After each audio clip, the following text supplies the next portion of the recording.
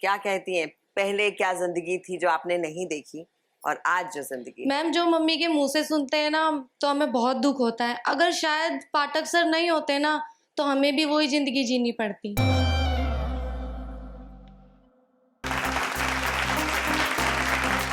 Welcome back to PTC Punjabi PTC Punjabi presents Sirjanhari. मैं अपनी seat पे जाऊँ? हाँ, थैंक यू। ऐसा पहली बार हुआ है कि किसी ने वेलकम बैक किया है। अब आपकी अंग्रेजी इतनी अच्छी है, मैं क्या करूं, है ना जी। तो कितनी ब्रांचेस हैं सुलभ की? मैम देखिए, तो एक तो अलवर में ही है, एक तो राजस्थान में है, पटना में भी है, गाजियाबाद में है। तो 2-3 ब्रांच है ये जो कि हम लोग मतलब ये काम करते हैं उनकी। ਤੁਸੀਂ ਆਪ ਵੀ ਔਰਤਾਂ ਨੂੰ ਅੱਗੇ ਸਿਖਾਉਂਦੇ ਹੋ? जी मैम, हाँ, सिखाते हैं। की सिखाते हो? तो काम सिलाई कढ़ाई, जैसे हम लोगों ने सीख लिया, हम सबको सिखाते हैं। पापड़ बनाना, अचार बनाना, जय बनाना। आज भी मैला ढोते हैं लोग? नहीं मैम, अब नहीं ढोते। जैसे मैम 2003 में मैंने छोड़ा, 2006 में फिर दूसरी ने छोड़ा और 2009 में फिर हम लोग सारे बिल्कुल एक मेला ढोने का काम खत्म किया। मैम क्या था, ये परंपरा चली आ रही थी, कभी खत्म नहीं होती अगर डॉक्टर पाठक शौचालय नहीं बनवाते तो। क्योंकि जड़ थी मैम जो जमी हुई थी, उन्होंने उसको ही काट दिया। उषा, जिस तरह तुसी सारिਆਂ ने ਇੰਨੀ ਛਾਂ ਦਿੱਤੀ ਹੈ ਸਾਰੀ ਇਹ ਜਿਹੀਆਂ ਔਰਤਾਂ ਨੂੰ ਜਿਨ੍ਹਾਂ ਦੀ ਲੋੜ ਹੈ, ਉਸ ਤਰ੍ਹਾਂ ਹੀ ਨੰਨੀ ਛਾਂ ਨੇ ਵੀ ਬਹੁਤ ਸਾਰੇ ਸਹਾਰੇ ਦਿੱਤੇ ਐ ਐਸੀ ਬੇਸਹਾਰਾ ਕੁੜੀਆਂ ਨੂੰ। ਇੱਕ ਐਸੀ ਜ਼ਿੰਦਗੀ ਦੀ ਅਸੀਂ ਇੱਕ ਇਹ ਵੀ ਵੇਖਦੇ ਹਾਂ। मेरा नाम मनजीत कौर है। मेरे पिंड का नाम वालिया वाली, जिला बठिंडा। मेरे घर विच मेरे मम्मी पापा ते मेरी छोटी भैन है। मेरे पापा दिहाड़ी का काम करते ने, कदे दिहाड़ी मिलती है कदे नहीं। ते मेरी मम्मी घरां विच काम करते ने, वो 1500 तो 2000 रुपया महीना कमाउंदे ने। इस करके साडे घर दे हालात माड़े सी ते मैनूं अपनी पढ़ाई भी विच छड्डनी पई। मेरी भैन दा सुपना टीचर बनना सी ते मैं नहीं चाहुंदी सी कि वो अपनी पढ़ाई विच छड्डे, ते मैं अपने घर दे हालात भी सुधारना चाहुंदी सी।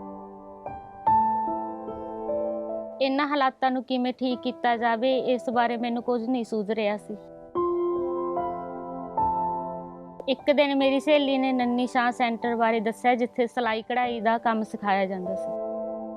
इस तो बाद मैं नन्नी शाह सिलाई सेंटर विच 6 महीने सिलाई दी ट्रेनिंग लैती ते मैनूं नन्नी शाह सेंटर वालों एक सिलाई मशीन ते एक सर्टिफिकेट दिता गया।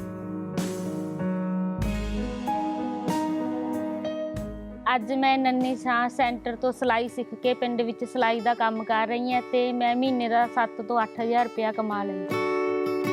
हुण साडे घर दे हालात चंगे हन ते मेरी भैन भी अपना सुपना पूरा कर रही है। मैं नन्नी शाह सेंटर मैं अपनी मैडम का धन्नवाद करना चाਹੁੰਦੀ ਹਾਂ, जिन्हों ने मैनू इस काबिल बनाया ते मेरे घर के हालात सुधारने में मेरी मदद की। धरती की हरियाली लई ते धीआं दी खुशहाली लई गुरु साहब की कृपा दे नाल 10 साल पहला शुरू की हुई एक छोटी जी सोच नूं एक वड्डी मुहिम बनाने वास्ते तुहाडे सारिआं दा मैं हथ बन के शुकराना करदी हां। ਅਸੀਂ ਸ਼ੁਕਰਾਨਾ ਕਰਦੇ ਹਾਂ ਨੰਨੀ ਛਾਂ ਦਾ, ਹਰਸਿਮਰਤ ਕੌਰ ਬਾਦਲ ਜੀ ਦਾ, ਜੋ ਇਸ ਤਰ੍ਹਾਂ ਦੀਆਂ ਕੁੜੀਆਂ ਨੂੰ ਸਹਾਰਾ ਦਿੰਦੇ ਆ ਜਿਵੇਂ ਤੁਸੀਂ ਆਪਣੇ ਸੁਲਭ ਰਾਹੀਂ ਬਾਕੀ ਕੁੜੀਆਂ ਨੂੰ ਸਹਾਰਾ ਦਿੰਦੇ ਹੋ। ਹੋਰ ਕੌਣ ਕੌਣ ਆਇਆ ਤੁਹਾਡੇ ਨਾਲ? मेरी बेटी है और बेटी नाल गल करिए। आप क्या करते हो? मैम मैं पढ़ाई करती हूँ, मेरा BA फाइनल ईयर चल रहा है। मतलब मम्मी ने आपकी बिल्कुल पढ़ाई नहीं की, आप BA फाइनल कर रही हैं? जी मैम, मेरी मम्मी का बहुत सपोर्ट है मेरे लिए। मम्मी की जिंदगी के बारे में सब जानती हैं? जी मैम। क्या कहती हैं, पहले क्या जिंदगी थी जो आपने नहीं देखी और आज जो जिंदगी? मैम जो मम्मी के मुंह से सुनते हैं ना तो हमें बहुत दुख होता है। अगर शायद पाठक सर नहीं होते ना तो हमें भी वही जिंदगी जीनी पड़ती जो शायद मम्मी ने जी थी। लेकिन आज हम उनके लिए ना तहे दिल से शुक्रिया करते हैं कि वो हमारी मम्मी की जिंदगी में आए, जिनसे हमारी भी लाइफ चेंज हो गई। जी बिल्कुल। मैं लगता है एक शुक्रिया थोड़े हस्बैंड लिए भी करना चाहांगे जो थोड़ा सपोर्ट नहीं करते। और मैम मेरे हस्बैंड बहुत अच्छे हैं। हाँ बहुत अच्छे। कैसे अच्छे हैं? बहुत अच्छे हैं। देखो, हस्बैंड की जब तक सपोर्ट नहीं होता घर में से, तो लेडीज बाहर नहीं निकल सकती। जी। अगर वो मुझे रोकते तो मैं आज यहाँ तो पर नहीं आ दिल्ली पाती। कैसे जाती हैं आप? नहीं जाती, क्योंकि मेरे सासू माँ ने तो बिल्कुल मना ही कर दिया था दिल्ली, लेकिन उन्होंने कहा नहीं जाने दो उन्हें दिल्ली। जी। तो दिल्ली आई तो देखिए मैंने आज उन पर विश्वास किया है, तो आज मैं आपके सामने बैठी हूँ। इंद्रानी मैम कौन है? इंदिरा मैम दिल्ली की मैम, वो हमारी हेड है जी। जिन्होंने वहां पर गई थी वो अलवर में डॉक्टर पाठक के साथ, वो भी गई थी। जी।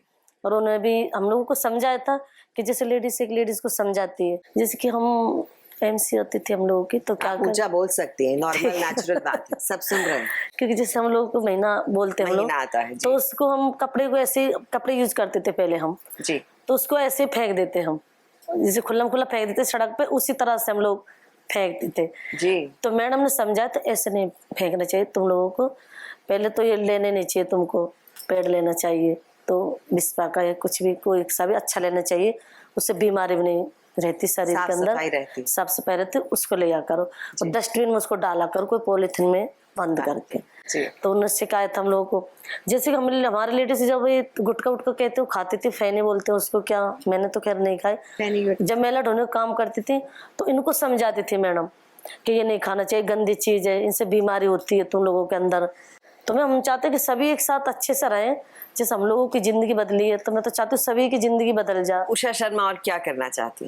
मैं चाहती हूँ कि सभी हम लोग ये काम छोड़ दें, हर जगह पे शौचालय बन जाए। अब तो खैर देश के प्रधानमंत्री जी भी अब तो ये बात कर रहे हैं, स्वच्छता स्वच्छता अभियान है। जी। क्योंकि मुझे भी वहाँ पर अवार्ड दिया गया, मोदी जी ने मुझे दिया था। जी मैम। जी। सफाई गिरी को मुझे अवार्ड दिया था उन्होंने, किस चीज का? अस्सी घाट की सफाई के लिए बनारस में। जी। आपके लिए एक मैसेज है हरसिमरत कौर बादल जी का, वो सुनते हैं। ठीक है मैम। श्री गुरु रविदास जी ने फरमाया है, जे मन होवे चंगा ते कठौती विच गंगा।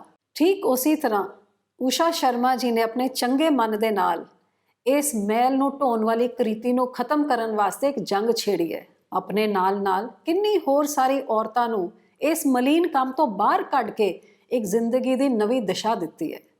ਗੁਰਬਾਣੀ ਵਿੱਚ ਕਲਗੀਧਰ ਪਾਤਸ਼ਾਹ ਜੀ ਫਰਮਾਉਂਦੇ ਨੇ, ਏਕ ਪਿਤਾ ਏਕਸ ਕੇ ਹਮ ਬਾਰਕ।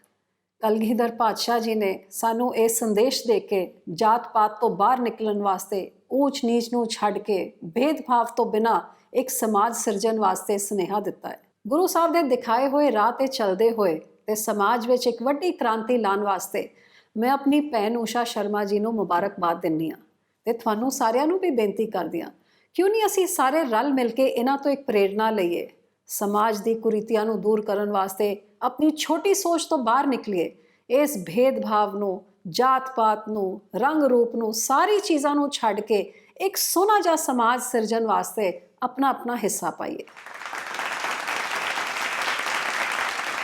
ਇੰਨੀਆਂ ਵੱਡੀਆਂ ਹਸਤੀਆਂ ਜਿਹੜੇ ਆਪਣੇ ਆਪ 'ਚ ਬਹੁਤ ਸਾਰਾ ਸੋਸ਼ਲ ਵਰਕ ਕਰ ਰਹੀਆਂ ਨੇ, ਤੁਹਾਡੇ ਲਈ ਕੁਝ ਬਹੁਤ ਚੰਗਾ ਬੋਲਦੇ ਆ। ਪ੍ਰਧਾਨ ਮੰਤਰੀ ਮੋਦੀ ਜੀ ਤੁਹਾਨੂੰ ਅਵਾਰਡ ਦਿੰਦੇ ਆ, ਤੁਸੀਂ ਇੱਕ ਬਹੁਤ ਨਵੀਂ ਰੈਵੋਲੂਸ਼ਨ शुरू ਕੀਤੀ है, ਕਿਵੇਂ लगता है?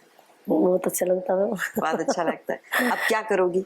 मैं तो बस यही चाहती हूँ कि मैं तो अब देखिए मुझे थोड़ा सा और मौका मिले, ये तो सुलभ की वजह से मिला मुझे, क्योंकि गांधी जी का एक सपना था कि एक स्कैवेंजर महिला राष्ट्रपति होनी चाहिए हमारे देश की। तो डॉक्टर पाठक जी ने कहा कि मेरे हाथ में ये तो नहीं है कि तुम्हें राष्ट्रपति बना सकूं, लेकिन मेरे हाथ में जितना है तो सुलभ का प्रेसिडेंट तो तुम्हें कम से कम बना ही दूंगा। तो उन्होंने मुझे सुलभ का प्रेसिडेंट बनाया मैम, तो मुझे बहुत ये अच्छा लगता है, लेकिन थोड़ा सा मुझे और मौका मिल जाए तो बिल्कुल और भी देश को बदल सकती हूँ। जी बिल्कुल। उषा, बहुत अच्छा लगा आपसे मिलकर। मुझे बहुत आप इसी तरह तरक्की करती रहे, इसी तरह मुस्कुराती रहे, और बहुत बहुत शुक्रिया हमारे शो। सत श्री अकाल। सत श्री अकाल। जोरदार तालियां प्लीज। असी मिले बहुत ही जिंदा दिल सिरजनहारी ਊਸ਼ਾ शर्मा ਨੂੰ, जिन्हें बड़ी जिंदा दिली नाल अपनी जिंदगी का रुख बदल दिता। ऐसे तरह साडे सोहने पंजाब दियां अणखिलियां बेटियां अंबरां विच उडारी ला के पूरी दुनिया नूं पैगाम देण लई निकलियां होईयां ने। बेटी बचाओ, बेटी पढ़ाओ। आओ मिलिए इन्हां माणमतियां पायलट्स नाल। ਧੀਆਂ ਆਪਣੇ ਬਾਬਲ ਦੇ ਪਿਆਰ ਤੇ ਪ੍ਰੋਤਸਾਹਨ ਦੀ ਡੋਰ ਨਾਲ ਜੁੜੀਆਂ ਉਹ ਗੁੱਡੀਆਂ ਨੇ ਜਿਹੜੀਆਂ ਅਸਮਾਨ 'ਚ ਲੰਮੀਆਂ ਉਡਾਰੀਆਂ ਮਾਰਦੀਆਂ ਨੇ। ਕੋਈ ਸੋਚ ਵੀ ਨਹੀਂ ਸਕਦਾ ਸੀ ਕਿ ਸਾਡੀ ਦੋ ਧੀਆਂ ਕੱਲੇ ਹਵਾਈ ਜਹਾਜ਼ ਉਡਾਉਂਦੇ ਹੋਏ ਪੂਰੀ ਦੁਨੀਆ ਦੇ ਸਫ਼ਰ ਤੇ ਨਿਕਲ ਪੈਣਗੀਆਂ। ਪਰ ਇਹ ਕਰ ਵਿਖਾਇਆ 22 ਸਾਲ ਦੀ ਆਰੋਹੀ ਪੰਡਿਤ ਤੇ 23 ਸਾਲ ਦੀ ਕੈਥੀਅਰ ਮਸੀਟਾ ਨੇ। ਸਾਡੀ ਇਹ ਦੋਵੇਂ ਪਾਇਲਟ ਧੀਆਂ 3 ਮਹੀਨੇ ਦੀ ਆਪਣੀ ਉਡਾਨ ਦੇ ਦੌਰਾਨ 23 ਦੇਸ਼ਾਂ ਦਾ ਤਕਰੀਬਨ 40,000 ਕਿਲੋਮੀਟਰ ਦਾ ਸਫ਼ਰ ਤੈਅ ਕਰਨਗੀਆਂ। ਇਸ ਦੇ ਨਾਲ ਹੀ ਇਹਨਾਂ ਦੋਹਾਂ ਦਾ ਮਕਸਦ ਹੈ ਸਾਰਿਆਂ ਦਾ ਧਿਆਨ ਬੇਟੀ ਬਚਾਓ ਬੇਟੀ ਪੜ੍ਹਾਓ ਦੀ ਤਰਫ ਖਿੱਚਣ ਦਾ। ਸਮਾਜ ਨੂੰ ਜਾਗਰੂਕ ਕਰਨ ਲਈ ਇਹਨਾਂ ਦੀ ਇਸ ਨਾਯਾਬ ਸੋਚ ਲਈ ਸਾਡੀ ਵਧਾਈ ਤੇ ਦੁਆਵਾਂ। ਆਰੋਹੀ ਪੰਡਿਤ ਤੇ ਕੈਥੀਅਰ ਮਸੀਟਾ ਨੂੰ ਸਾਡਾ ਸਲਾਮ। ਹੋਰ ਸਿਰਜਣਹਾਰੀਆਂ ਨਾਲ ਹਾਜ਼ਰ ਹੋਵਾਂਗੇ ਅਗਲੇ ਐਪੀਸੋਡ ਵਿੱਚ। ਉਦੋਂ ਤੱਕ ਦੇਖਦੇ ਰਹੋ PTC ਪੰਜਾਬੀ ਤੇ ਮੈਨੂੰ ਦਿਓ ਇਜਾਜ਼ਤ। ਸਤਿ ਸ਼੍ਰੀ ਅਕਾਲ।